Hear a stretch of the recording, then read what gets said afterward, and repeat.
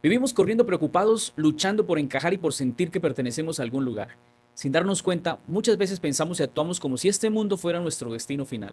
Esta lección nos conduce a descubrir cómo una ciudadanía celestial transforma nuestra manera de pensar, de cómo enfrentar la ansiedad, de cómo hallar gozo y de vivir con una confianza que está centrada en Dios. La lección 7: una ciudadanía celestial. Vamos a orar para dar inicio a este momento tan especial. Querido Padre, ilumina nuestra mente al estudiar tu palabra. Danos, Señor, la certeza de que nos acompañarás y al estudiar nos darás sabiduría y entendimiento para que el mensaje quede grabado en nuestra mente, pero también quede para que lo podamos practicar y vivir cada día. Te lo pedimos en el nombre de Jesús. Amén. Mis hermanos, leemos nuestra cita para memorizar en Filipenses 4:6, que dice: por nada estén afanosos, sino presenten sus pedidos a Dios en oración, ruego y acción de gracias. La lección 7 va a concluir el estudio del libro de Filipenses y se enfoca en la identidad cristiana y en sus implicaciones. Pablo contrasta los modelos terrenales con el verdadero ejemplo que proviene del Señor Jesús. Y nos recuerda que nuestra ciudadanía está en el cielo y que esperamos una transformación gloriosa. A lo largo del estudio se enfatiza la importancia de permanecer firmes en el Señor, de vivir con gozo y de experimentar la paz de Dios que supera todo entendimiento. Finalmente, en esta lección veremos cómo Pablo revela el secreto del gozo, que es depender de Cristo en la abundancia y en la escasez, seguros de que Dios suplirá toda necesidad conforme a sus riquezas en gloria. Quédate y juntos exploremos la lección de esta semana. La lección del domingo, modelos. Apreciados hermanos, hoy o en esta lección reflexionaremos sobre la importancia de elegir bien a quién imitamos. Nuestros modelos moldean el corazón. A quien pongas o en las personas que pongas tu atención, tu enfoque, definen tu caminar, incluso con Dios. Y Filipenses capítulo 3, versículo 17 al 19 dice: hermanos, sigan todos mi ejemplo y fíjense en los que se comportan conforme al modelo que les hemos dado. Porque como les he dicho a menudo, y ahora lo repito hasta con lágrimas, muchos viven como enemigos de la cruz de Cristo. El fin de ellos es la perdición. Su Dios es el vientre, su gloria es su vergüenza, y solo piensan en lo terrenal. Pablo aquí abre su corazón al advertir sobre modelos que llevan por el camino equivocado. Pablo con tristeza muestra que hay gente que se deja influenciar y eso define su destino. Pablo invita a observar también a nosotros que caminamos por fe, que recordemos el valor de la cruz, pero hay gente que es enemiga de la cruz. El enfoque es que lo que amamos y a quien observamos moldea la identidad. Como cristianos, podemos también perder la identidad en lo que estemos, si estamos poniendo en cosas negativas o en cosas que de pronto no moldean para bien nuestra vida. Al fijar la mirada en ejemplos de integridad, se entiende que la cruz es una forma de vivir para derribar el orgullo, para quitar el yo, para quitar nuestros malos deseos y dejar que sea Dios quien nos ayude. Pablo insta a enfocarse en los buenos ejemplos y no en los malos que fortalecen la experiencia a ser de una manera negativa, un cristiano negativo, un cristiano que da mal ejemplo. Por eso, esta perspectiva sobre la identidad que Pablo quiere presentar es para preparar a entender de dónde somos y de dónde pertenecemos y cómo debemos relacionarnos con los demás cristianos. Efesios capítulo 2, versículo 11 al 14 dice: por tanto recuerden que en otro tiempo ustedes, los gentiles por nacimiento, eran llamados incircuncisos, por aquellos que se llaman de la circuncisión, la cual se hace en el cuerpo por mano humana. Recuerden que en aquel tiempo ustedes estaban sin Cristo, excluidos de la ciudadanía de Israel y ajenos a los pactos de la promesa, sin esperanza y sin Dios en el mundo. Pero ahora en Cristo Jesús, ustedes que en otro tiempo estaban lejos, han sido acercados por la sangre de Cristo, porque Él es nuestra paz, que de ambos pueblos hizo uno al derribar la barrera divisoria de la enemistad. Pablo busca presentar una idea importante y es cómo se puede borrar las etiquetas que el mundo usa para dividir al ser humano. Estamos divididos por muchas cosas.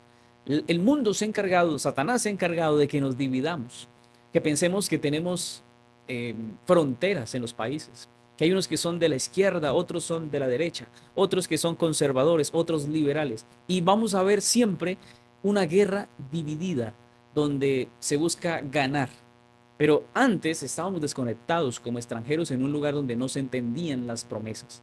Pero Dios ha enviado a su Hijo y a través de la cruz cambió todo y ahora lo niveló, lo dejó para que todos seamos hijos de Dios. Todos estamos en la misma posición.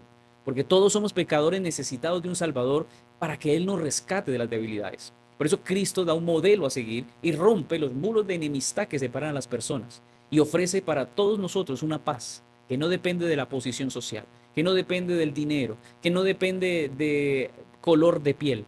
Es notable cómo la sangre de Cristo acerca a los individuos, sin importar quién sea. Y aparte nos da o nos otorga una identidad compartida que supera las diferencias personales. Dios quiere que entendamos que la cruz nos coloca a todos al mismo nivel de la necesidad espiritual delante de Dios. Al entender esto, pues podemos ver que la unidad se puede lograr y se comprende porque es vital alejarse de las influencias que causan divisiones. Romanos, por ejemplo, 16, versículos 17 y 18, dice, les ruego, hermanos, que se cuiden de los que causan divisiones y tropiezos contra la doctrina que ustedes han aprendido y que se aparten de ellos, porque tales personas no sirven al Señor nuestro Jesucristo, sino a sus propios vientres, y con palabras suaves y lisonjas engañan los corazones de los ingenuos. Con esto, lo que deja ver el apóstol Pablo es que debemos cuidar el entorno espiritual en el que nos encontramos. Hacer esto es un acto de sabiduría. Y Pablo pide que identifiquemos a quienes estén buscando dividir la iglesia. Hay personas que hablan, que son negativas, que critican y que traen la murmuración para dividir a la iglesia. Hay personas que usan palabras amables o discursos que suenan lógicos, pero en el fondo buscan satisfacer intereses personales. Hay predicadores que, por ejemplo, cuando se paran en el púlpito, critican, hacen daño. Jamás se piense, hermanos, que un mensaje donde se hable más de los errores del ser humano, donde se hable de los fracasos o de las cosas negativas de la iglesia, es un mensaje que venga de Dios. Dios no quiere que ese sea el centro del mensaje. El centro del mensaje es Cristo, la cruz, la salvación, su segunda venida. Todo lo que tenga que ver con la salvación, todo lo que tenga que ver con acercarnos a Dios es el mensaje. Pero es triste cuando un predicador se para al púlpito para predicar de los errores de la iglesia, de los hermanos, de los pastores, de la iglesia mundial y de todo. Y empieza a criticar y se muestra como si esa persona tuviera la razón y como si esa persona está en lo correcto. Verán, hermano, no se trata de juzgar, sino de que seamos prudentes con lo que influye en la mente. Una persona que se levante a predicar, que se levante a hablar, que critique, que juzgue, pues se está enfocando en lo terrenal. Y eso aleja al ser humano, al cristiano, lo aleja de la esencia de la vida cristiana, que es servir a Dios. Debemos, hermanos, mantenernos en el consejo del Señor. El consejo es apartarse de esas influencias. Debemos proteger la fe, debemos proteger la iglesia, debemos proteger la paz de la iglesia. Aunque queramos o lo entendamos, la paz generalmente no va a ser tan fácil de sostenerla, pero que usted ni yo seamos promotores. Porque hay una bienaventuranza, la que dio el Señor Jesús, bienaventurados los pacificadores. Pacificadores, Dios nos llamó a ser pacificadores, no a formar guerras, divisiones o conflictos en la iglesia. Porque dice la promesa, bienaventurados los pacificadores, porque ellos serán llamados hijos de Dios. Usted quiere ser un hijo de Dios, tiene que primero serlo aquí en la tierra. Y para ser un hijo de Dios tiene que aprender a ser un pacificador. Tiene que ayudar a que la paz se logre en la iglesia. Aunque Jesús es el modelo perfecto, debemos rodearnos también de cristianos que reflejen el carácter de Cristo. Porque ese carácter es lo que nos ayudará a crecer y juntos nos motivaremos a seguir el ejemplo de Cristo. Por eso, hermanos, debemos ser vigilantes también, porque debemos saber con quién nos estamos asociando, porque nuestras relaciones también dicen de qué grupo estamos, qué pensamiento tenemos. Y a veces el pensamiento, si es de alguien morboso o alguien criticón o de alguien que genera problemas en la iglesia, pues eso mismo vas a aprender. Hay gente que dice, no, yo no me voy a dejar influenciar, sin embargo no voy a dejar de hablar con las personas que hablan mal o que hacen esto. No, hermanos, hay que tener cuidado, porque una naranja puede dañar a las demás. Debemos elegir modelos que nos ayuden a crecer en la vida cristiana, no que nos lleven a dividirnos, a entrar en conflictos, a dañar la iglesia, no. Debemos elegir modelos y esto no se trata de buscar, obviamente, personas perfectas porque no lo hay. Es de encontrar personas que reflejen la gracia de Dios, que enfrenten los retos con fe, que sean personas que oren, que se consagren. Busque ese tipo de cristiano. Y Pablo enseña que somos responsables de lo que consumimos espiritualmente, con las personas que nos relacionamos. Porque aquello que observemos con admiración, pues va a terminar transformándonos. A veces uno nota que hay personas que les fascina hablar de los problemas o de las enemistades, de las divisiones, o sea, les gusta todo lo malo y se quedan ahí. Y sienten que eso malo pues está bien decirlo, hay que decirlo, no hay que quedarse callado. Ese no es el pensamiento del Señor Jesús. Jesús no buscó revolucionar nada. Jesús simplemente vino a enseñarnos y a ser modelo. Usted no espere cambiar las cosas. Usted ore y sea usted el cambio. Ore para que usted pueda ser seguido porque usted sigue a Cristo. En un mundo con figuras que promueven el éxito, que buscan seguir a ídolos, a personas que de pronto no son el mejor ejemplo, pues el llamado de Dios para ti, para mí, es buscar la coherencia, es buscar a través de ejemplos de personas que valoren la humildad, que amen a Cristo, que sirvan a Cristo. Para aplicar esto necesitamos referentes, personas que obviamente se pueden equivocar, pero pueden ser personas que nos motiven, nos animen. Y yo no sé si de pronto has conocido a una persona que cuando hablas con ella, tú dices, me siento motivado a ser un buen cristiano, me siento motivado a hablar bien, me siento motivado a predicar a Cristo, me siento motivado a ir a la iglesia. Esos son los modelos que debes rodearte, porque en la iglesia debes buscar a alguien que demuestre madurez, alguien que demuestre cómo ama a Cristo, observa cómo maneja sus pruebas. Recuerda que tú también eres un modelo. Por eso vive de tal manera que tu vida sea un camino hacia Cristo. Pero si necesitas rodearte de personas, busca las personas maduras, las personas que amen al Señor, que entreguen, personas que entreguen incluso todo lo que tienen para Cristo. Ese tipo de personas son buena influencia. Por eso deja o rodéate mejor de personas que te lleven al Señor, que te hagan mejor cristiano. De esa manera vas a hacer tu caminar cristiano de una mejor forma. La lección del lunes: permanezcan firmes en el Señor. Hermanos, en esta lección vemos o veremos cómo nuestra identidad como cristianos y como ciudadanos del cielo se debe ir formando y se debe entender, porque a veces pensamos que las limitaciones deben trascender al punto de pensar que no vamos a poder ser hijos de Dios o que no somos dignos de ser candidatos para el reino de los cielos. Pero la Biblia nos da seguridad. Y en este día de la lección veremos cómo la Biblia nos anima a que recordemos de dónde somos. Filipenses capítulo 3, versículo 20 al 21 dice: mas nuestra ciudadanía está en los cielos, de donde también esperamos al Salvador, al Señor Jesucristo, el cual transformará el cuerpo de la bajeza nuestra, para que sea semejante al cuerpo de la gloria suya, por el poder con el cual puede también sujetar a sí mismo todas las cosas. Pablo establece un contraste entre quienes se enfocan en lo terrenal y aquellos que pertenecen al reino celestial. El apóstol Pablo explica que nuestra ciudadanía no es de aquí, nuestra ciudadanía está en los cielos y bajo la autoridad de Jesucristo es que podemos reclamar esa ciudadanía. Un punto central de esta enseñanza es la transformación, primero, que sucederá con nuestro cuerpo físico. No iremos así como estamos, porque nuestro cuerpo padece enfermedad, está deteriorado, pero Pablo asegura que este cuerpo será cambiado y será incorruptible para ser como el cuerpo resucitado de Cristo. Esta promesa representa la victoria sobre la muerte y nos recuerda que así como Jesús murió y resucitó, también podremos tener la resurrección. Dios ha asegurado una victoria sobre la muerte y está descrita como el último enemigo que será destruido. La muerte al final, lo que parece que no tiene solución, al final ya no tendrá poder sobre el ser humano. La vida eterna entonces ahora vendrá y la resurrección vendrá y harán parte de la nueva existencia, de lo que Dios quiere hacer. Al final, nuestra esperanza, hermanos, se basa en la promesa de recibir un cuerpo de gloria y todo por el poder del Señor Jesús.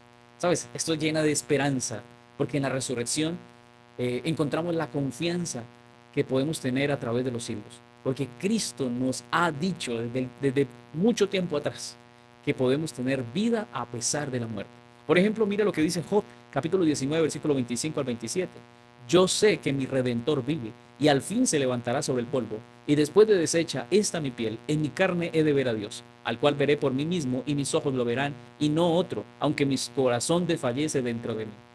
El siervo Job expresa una certeza que sostiene el creyente incluso en medio del sufrimiento físico y la pérdida.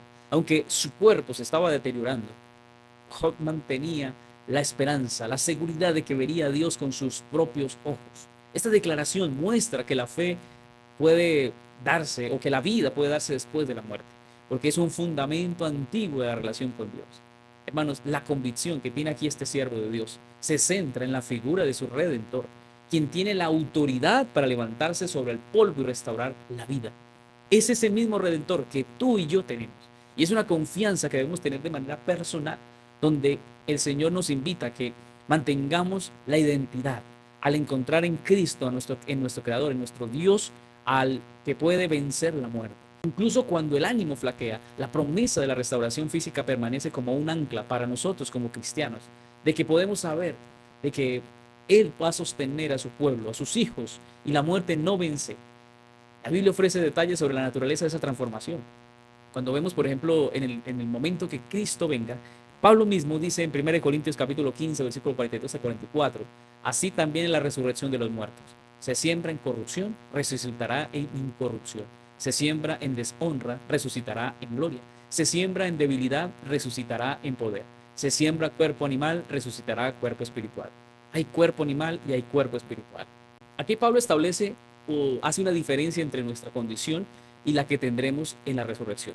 Pablo explica que lo que muere es débil y corruptible, pero lo que resucita es glorioso, es poderoso y va a preservarse. Por eso allá habla del cuerpo animal, que está sujeto a las leyes de la naturaleza, que está sujeto al deterioro, que da paso a un cuerpo después a un cuerpo espiritual, que ya no puede morir porque la muerte ya no tendrá poder. Ahora, no se trata de una existencia abstracta, se trata de que va a haber una forma de vida real, una forma de vida tangible, pero libre del pecado. Incluso pensadores que no creen reconocen que esta visión cristiana es la única que ofrece victoria sobre la mortalidad, preservando la individualidad. Mira, la resurrección es el evento que valida toda nuestra fe. Porque si Cristo no hubiese resucitado, en vano estaríamos predicando, en vano estaríamos hablando de Dios, porque no pudo vencer la muerte. Pero Él nos da la fuerza para permanecer firmes. Su resurrección nos da la certeza de que así como Cristo murió y resucitó, pues nosotros también, al participar de la muerte, podemos, si vivimos en Cristo, resucitar cuando Él venga. Para aplicar esto en tu vida, te invito a que identifiques esa preocupación que te genera ansiedad y veas a la luz de la eternidad lo que viene para ti. Todo lo que vivimos en este mundo, hermanos, es efímero, se va a acabar. Pero lo que Dios promete no lo acabará nada. Ahora, si perteneces a la ciudadanía del cielo, los problemas de la tierra se van a convertir en problemas temporales. Por eso vive hoy con la dignidad de un ciudadano celestial, tratando a los demás con la paz y el amor que caracterizan al reino de Cristo. Sé un buen cristiano y ten presente que no eres de este mundo, que tu ciudadanía pertenece con Cristo al lado de Él y es eterna y en el cielo. La lección del martes, regocíjense siempre en el Señor. Saben, no es fácil pensar en que vamos a tener una actitud de alegría constantemente, y más cuando hay circunstancias difíciles en nuestra vida. Pareciera que no es fácil regocijarse cuando las cosas marchan mal. Pero veamos el consejo de Pablo, que aparece en Filipenses capítulo 4, versículo 4 al 6. Regocíjense en el Señor siempre. Otra vez digo, regocíjense. Su gentileza sea conocida de todos los hombres. El Señor está cerca. Por nada estén afanosos, sino presenten sus pedidos a Dios en oración, ruego y acción de gracias. Pablo nos da un mandato que parece difícil de cumplir, y es a que estemos siempre felices, alegres, gozosos. Sin embargo, la clave reside en que este gozo es en el Señor. Y esto significa que no depende de lo que nosotros hagamos, o de las cosas buenas que hagamos, o de las cosas que nos salgan bien. El apóstol escribe estas palabras desde una celda, demostrando que la paz interior, que la vida consagrada a Dios es posible incluso bajo la presión. Y podemos ser felices sin importar dónde nos encontremos. Por eso es importante nuestra cercanía, nuestra relación cercana al Señor. Porque esa cercanía con el Señor es el fundamento que nos permite mostrar gentileza, gozo a los demás. Cuando vivimos en esa cercanía con Jesús, se eliminan todas las asperezas de nuestro carácter. Cuando nos presentamos delante del Señor, pues nuestras peticiones deben ser también, como dice el texto, con gratitud, con regocijo. Debemos entregar el control total de nuestra vida, quitar la ansiedad, quitar la angustia, quitar todo lo que nos sobrecoge ante las situaciones de la vida. No se trata, hermanos, obviamente de ignorar los problemas. Se trata de que reconozcamos que la presencia del Señor es superior a cualquier crisis. Al final, la alegría cristiana es una decisión de confianza que se basa en que Dios tiene el control absoluto. Eso cuando lo entendemos, pues somos felices. Porque si el problema tiene solución, pues la solución llegará. Pero si el problema no tiene solución, pues no hay solución. Y sencillamente yo me tengo que quedar en las manos de Dios esperando a que haga su santa y divina voluntad. Esta disposición que debemos como cristianos manifestar conduce a cada uno de nosotros a experimentar una tranquilidad que el mundo no va a entender, que el mundo no puede ofrecer, no puede entenderlo el ser humano y decir, ¿cómo es posible que usted en medio de su situación difícil se regocija, se alegra? Pero eso tiene que ver con la cercanía, con la consagración diaria a nuestro Dios. Mira, no podemos decir ser felices si Cristo no está en el corazón. Si a Cristo no oramos, si a Cristo no leemos su palabra, si en Cristo no estamos viviendo. No tiene sentido decir que estamos felices. Quizás estamos con una falsa alegría, pero la alegría que el Señor da es natural. Es buscando ser como Jesús, es buscando vivir de acuerdo al Señor, sin importar la situación. Y mira lo que sucede después, porque Filipenses 4:7 dice, y la paz de Dios, que sobrepasa todo entendimiento, guardará sus corazones y sus pensamientos en Cristo Jesús. Aquí recibimos una promesa y es la que podemos desarrollar. Es una promesa de paz que rompe toda lógica humana, que supera cualquier capacidad de razonamiento. Pablo describe esta paz como un centinela que protege tanto la parte emocional como la parte intelectual de nuestro ser. Cuando nuestras preocupaciones son entregadas a Dios, Él coloca una guardia espiritual sobre nosotros para que el miedo no logre penetrar. Esta paz no es simplemente la ausencia de conflictos, de guerras, de problemas, sino una seguridad profunda que proviene directamente de vivir con Dios, de aprender del carácter de Dios. Es un regalo que mantiene la estabilidad mental. Es esa seguridad, esa tranquilidad emocional en Cristo. Es evitar que colapsemos ante las presiones diarias. La paz que Dios quiere darnos es el resultado de una vida de oración, de consagración, de encuentro con Jesús. Dios estará sobre todo detalle cuando nosotros le demos el lugar que le pertenece. Cuando demos ese espacio al Señor, pues seremos felices, nos regocijaremos, pero a la vez tendremos paz que nadie va a entender. Cuando protejamos nuestra mente con la paz de Dios, pues también debemos ser selectivos con aquello que permite que ocupe nuestra mente, porque a veces podemos relajarnos y podemos pensar, bueno, ya alcancé el estatus de me acerqué al Señor y ya ahora soy más consagrado y entonces ya no necesito más. Y descuido la oración, descuido el estudio de la Biblia, descuido mi encuentro con Dios, la meditación, la alabanza y entonces me descontrolo y me dejo llevar por las situaciones de la vida. Filipenses 4:8-9 dice, por lo demás, hermanos, todo lo que es verdadero, todo lo honesto, todo lo justo, todo lo puro, todo lo amable, todo lo que es de buen nombre. Si hay virtud alguna, si algo digno, si hay virtud alguna, si algo digno de alabanza, en esto piensen. Lo que aprendieron y recibieron y oyeron y vieron en mí, esto hagan, y el Dios de paz estará con ustedes. A estos textos yo los llamo el filtro de nuestras decisiones. Si hay una manera de tomar decisiones correctas o incorrectas, es cuando tomamos el consejo o no tomamos ese consejo que nos da el apóstol Pablo. Siempre que vayas a tomar una decisión, lee lo que dice Filipenses 4:8, porque Filipenses 4:8 te da el filtro de las decisiones que debes tomar. Si todo lo que vas a hacer es puro, es amable, es de buen nombre, si hay virtud alguna y si tiene las características, toma la decisión porque es algo bueno. Pero si dentro de la decisión que tienes que tomar hay algo que no está encajando según lo que da este filtro de Filipenses 4:8, entonces no tome la decisión, porque entonces no te está ayudando. No es algo que Dios esté esperando que tomes por ese camino la decisión. El apóstol nos entrega una lista de virtudes que deben funcionar como ese filtro para nuestros pensamientos cotidianos. Pablo sabe que la mente es el campo de batalla. Y entonces aquí se define si ganamos o perdemos la paz. Cuando enfocamos nuestra vida en lo que es justo, puro, amable, pues desplazamos las ideas negativas que suelen a veces alimentar nuestra mente para llevarnos al chisme, a la impureza, a la crítica.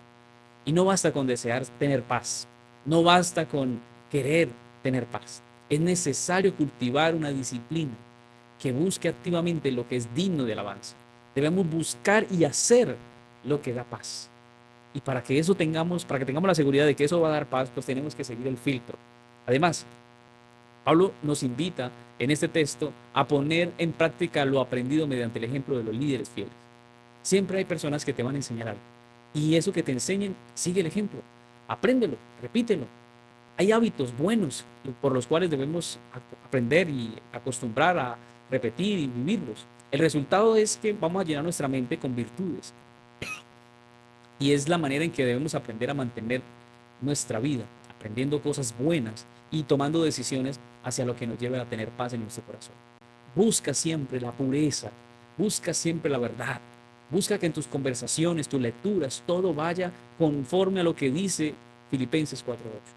Tus amistades, tu noviazgo, tus relaciones, tus decisiones, tus negocios, todo debe estar centrado en Filipenses 4:8. Si quieres tener certeza de que vas a tomar una buena decisión, lee Filipenses 4:8 cuando tengas que tomar una decisión. Analiza si la decisión que debes tomar está amparado bajo este filtro. Al cuidar todo esto, hermanos, pues le estaremos abriendo el camino, la puerta a la paz de Dios que va a inundar nuestro corazón y va a permanecer la seguridad de que hemos hecho lo que Dios nos ha pedido que hagamos. La lección del miércoles, el secreto del contentamiento. Creo que hemos llegado al centro del mensaje de esta lección. Y esta lección nos va a ayudar a entender que en la vida cristiana debemos tener o mantener la estabilidad espiritual sin importar si tenemos o no tenemos nada. Saben, hermanos, Filipenses 4:10 al 13 dice: en gran manera me gocé en el Señor de que ya al fin han revivido sus cuidados de mí, de lo cual también estaban ustedes solícitos, pero les faltaba la oportunidad. No lo digo porque tenga escasez, pues he aprendido a contentarme, cualquiera que sea mi situación. Sé vivir humildemente y sé tener abundancia. En todo y por todo estoy enseñado, así para estar saciado como para tener hambre, así como para tener abundancia como para padecer necesidad. Todo lo puedo en Cristo que me fortalece. El apóstol Pablo nos revela que el contentamiento no es un sentimiento natural, es una disciplina que se aprende con el tiempo y la experiencia. No se trata de una resignación ante la pobreza, no es vivir conformes a la situación de nuestra vida o es ser indiferente ante la riqueza. No, se trata de la independencia espiritual de las circunstancias externas. Pablo, por ejemplo, explica que ha sido enseñado tanto en la escasez como en la abundancia. Esto muestra que en el proceso de aprendizaje de Pablo, él aprendió a estar en momentos de riqueza, de prosperidad, de pronto comodidad, pero también estuvo en tiempos donde no tenía nada. Y saben, pareciera que a este texto de pronto no entra como en ese evangelio de la prosperidad, porque Pablo nos invita a aprender. Y entonces aquí aparece en contraste el famoso versículo de todo lo puedo en Cristo. Cuando este versículo aparece, y obviamente sigue, está seguido después del mensaje de sé vivir en abundancia, sé vivir en escasez. Y ahora Pablo dice, todo lo puedo en Cristo. Ahora, esto se refiere a esa capacidad de permanecer fiel, a estar bajo cuidado, bajo cualquier situación, bajo cualquier presión, bajo cualquier dificultad económica, bajo cualquier enfermedad o cualquier situación física, a estar seguros que todo lo podemos en Cristo. Ahora, no es que se refiera a lo económico. La fortaleza que Cristo otorga no es para alcanzar éxito mundano. Hay gente que dice, voy a jugar un partido, voy a orar para que Dios me ayude a ganar el partido. Incluso personas que cometen delitos, antes de ir a hacer su delito, se encomiendan y dicen, Señor, ayúdeme a hacer mi delito. ¿Tú crees que Dios va a estar ahí? Dios no está ahí, porque la decisión ya no está marcada o en el contexto de Filipenses 4:8. Y Dios no te va a dar fuerza para que hagas algo malo. Aquí lo que Dios quiere es que aprendamos a mantener integridad. Y Dios te va a ayudar. Y es lo que te quiere decir. Todo lo puedes en Cristo, pero para mantener integridad, para mantener gozo, para ser un buen cristiano. El secreto es que nuestra satisfacción no reside en lo que poseemos. Porque a veces se piensa que entonces si yo tengo casa, carro, beca, si yo tengo estudios, si yo tengo fincas, si yo tengo ganado, si yo tengo riquezas, si yo tengo abundancia, entonces todo lo pude en Cristo. No, Pablo dice, yo estuve en la escasez y lo pude en Cristo. El poder que Cristo nos quiere dar, la fortaleza que Cristo nos quiere dar, es de aprender a vivir en diferentes circunstancias, sin importar cuál sea, que todo lo podemos en Cristo. Podemos sobresalir, podemos sobreponernos ante las situaciones. Perdón, 1 Timoteo 6:6 al 8 dice, pero gran ganancia es la piedad acompañada de contentamiento, porque nada hemos traído a este mundo y sin duda nada podremos sacar. Así que teniendo sustento y abrigo, estemos contentos con esto. La riqueza que Dios quiere que tengamos no es esa que está en el banco, no es el saldo positivo que tienes en el banco, no es la cantidad de tarjetas de crédito que tienes en tu billetera, no es la cantidad de bienes acumulados. No, Dios quiere que seas próspero, pero Dios quiere que tu vida esté devota a Dios, te entregues a Dios. Y la verdadera riqueza se centra en eso, en un espíritu satisfecho, en una entrega total a Dios. Cuando una persona ama al Señor, cuando una persona sabe vivir en abundancia o en escasez, ha aprendido a estar en Cristo. Y Cristo fortalece su vida. Pero no todo el mundo está preparado para escuchar esto. Porque todo el mundo quiere que le vaya bien, que tenerte todo, ser próspero. Pero si tú miras, Pablo realmente no era millonario, pero él decía, yo lo tengo todo. Pablo dice, todo lo puedo en Cristo. Y Pablo estaba seguro que en la situación que se encontrara, el Señor le iba a sostener. Pablo nos recuerda esta verdad. Entramos al mundo sin nada y nos vamos a ir sin nada y sin podernos llevar alguna posesión o hacer alguna transferencia de aquí para el cielo. No, eso todo quedará finalmente destruido. Esta perspectiva reduce esa necesidad de buscar cosas que no son esenciales. Obviamente debemos buscar el sustento, el abrigo, lo que se requiere para nuestro día a día, pero nos libera este pensamiento de saber que no tenemos nada que llevarnos, nos libera de la carrera interminable por acumular cosas innecesarias. Por eso, con, el contentamiento, que es la invitación a esta lección, es una ganancia espiritual. El contentamiento debemos aprender a estar felices siempre, sin importar la situación. Es porque este contentamiento elimina el estrés, elimina la comparación y el deseo constante de tener más de lo que Dios nos ha provisto. Y esto a veces es importante que lo entendamos porque a veces tenemos un corazón de avaricia. A veces aceptamos tener algo, pero queremos tener más. Y cuando aceptamos que somos simplemente administradores temporales de lo terrenal, pues nuestra mente va a descansar en la providencia de Dios. Es aprender a confiar que lo que tengo es algo que Dios me ha dado para que lo administre mientras yo esté vivo. Debemos aprender a tener sencillez de vida. Y esto se logra cuando aprendemos a vivir en comunión con Cristo. Incluso en los momentos de mayor prueba y pérdida, la fe nos permite reconocer la soberanía de Dios sobre nuestras pertenencias. Job 1:21 dice, y dijo, desnudo salí del vientre de mi madre, y desnudo volveré allá. Jehová dio y Jehová quitó. Sea el nombre de Jehová bendito. ¿Qué respuesta? Porque ante la pérdida que tuvo Job, porque perdió su familia, perdió sus bienes, pues él reconoce que todo lo que poseía era un préstamo de Dios. Era un administrador, un mayordomo de lo que Dios le había dado. Y que el Creador tiene el derecho absoluto de dar y de quitar según sea su voluntad. En lugar de amargarse o reclamar, Job decide bendecir el nombre del Señor. Demuestra que su adoración no estaba condicionada a las bendiciones materiales. Job no seguía a Dios por lo que le daba, por la cantidad. Job seguía a Dios porque lo amaba. Esta declaración rompe, o esta experiencia de Job rompe la lógica del mundo. Porque el mundo dice que solo podemos ser felices cuando todo nos va bien, cuando tenemos muchas riquezas, cuando acumulamos tesoros en este mundo. Cuando la lección de este día nos invita al contentamiento, es reconocer que Dios es suficiente. Tu mayor riqueza es Cristo. Y si tienes, alégrate en el Señor. Y si no tienes, alégrate en el Señor. Y si tienes más o menos, alégrate en el Señor. A veces las manos pueden estar vacías, pero el corazón está lleno de Dios. Y eso es suficiente. Porque esta es la confianza que no se quiebra ante adversidades. Porque si ya aprendimos a tener, pues somos felices. Y si no tenemos, pues también seremos felices. Porque nuestra fe no debe estar anclada en las cosas materiales. Nuestra fe debe estar puesta en que somos ciudadanos del reino de los cielos. Hoy aprende a practicar la gratitud. Aprende a agradecer por lo poco o por lo que no tienes. Aprende a valorar la comida, la ropa, el techo, lo poquito o lo mucho que tengas. Y si te encuentras en un momento de abundancia, busca cómo compartir. Busca cómo, si estás en escasez, recuerda que Cristo te dará las fuerzas necesarias para sostener. Tu valor no depende de lo que tienes. Tú no eres más o menos porque tengas. Aunque el mundo diga que te clasifican por VIP o por recursos o por alguna tarjeta o por alguna cosa que te digan es que vales más o es que eres mejor por lo que tienes, por lo que pagas.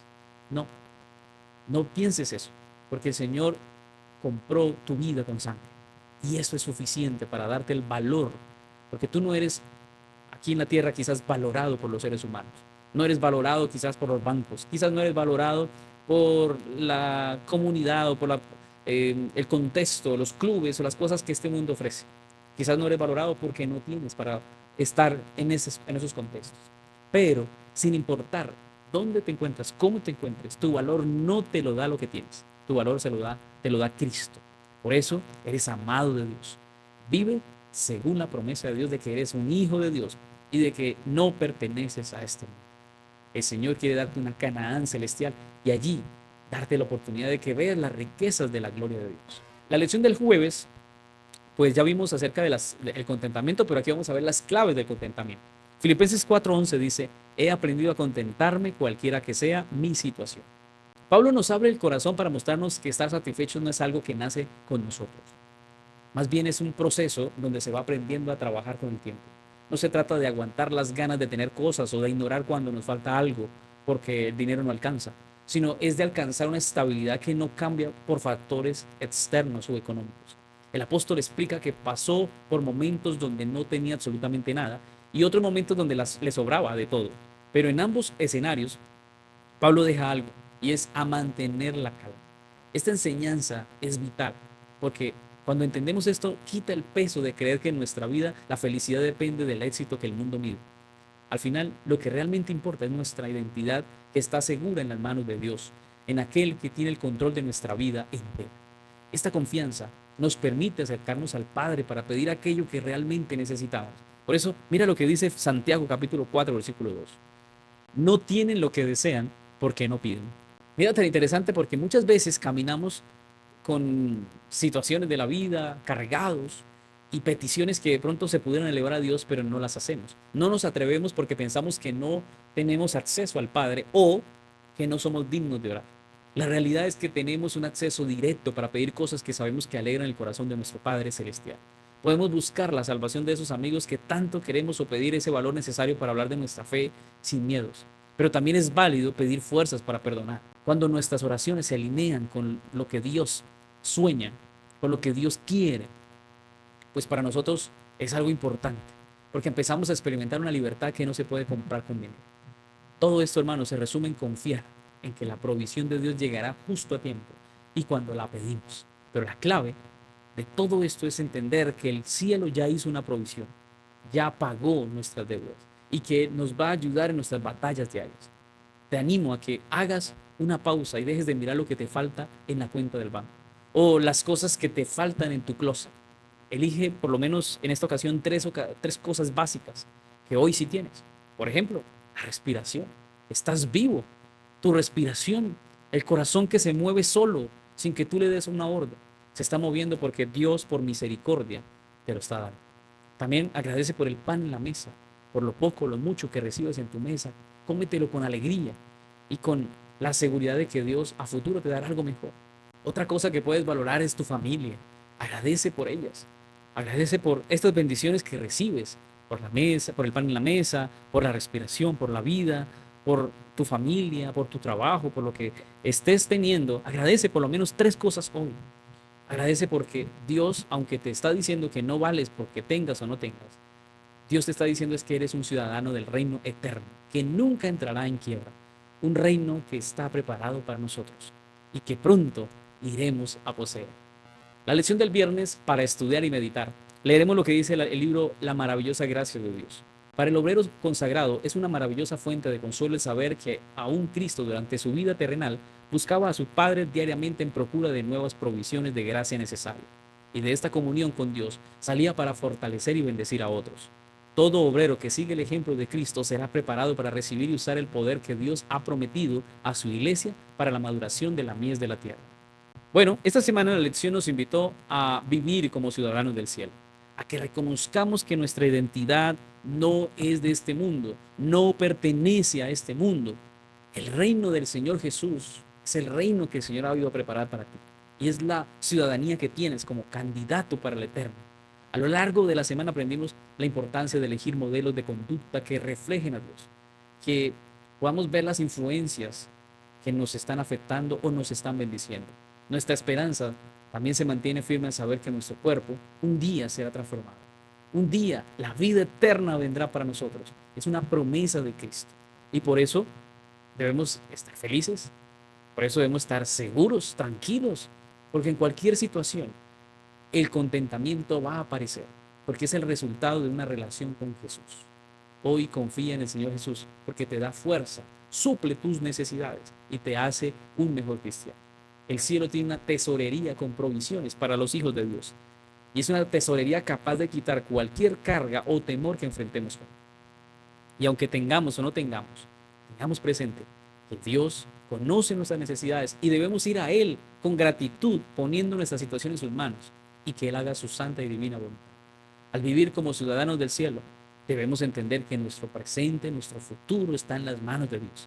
Permitamos experimentar una paz que el mundo no puede darnos, que Cristo nos puede dar cuando encontramos a Jesús y lo dejamos estar en nuestro corazón. Hoy quiero invitarte para que coloques aquí en los comentarios, en la parte de abajo de estos comentarios, coloques: soy ciudadano de la patria celestial. Si lo crees, colócalo allí en los comentarios: soy ciudadano de la patria celestial. Y que Dios nos ayude a seguir adelante, porque hay algo mejor que viene para todos nosotros. Por eso no te desanimes por la situación que estés viviendo, por la enfermedad, por la escasez, por la ausencia de familiares o de una persona en nuestra vida. Sigue adelante, porque en la patria celestial todo será mejor y vale la pena ser ciudadanos de la patria celestial. Hoy quiero invitarte para que oremos y culminemos nuestro estudio. Oremos.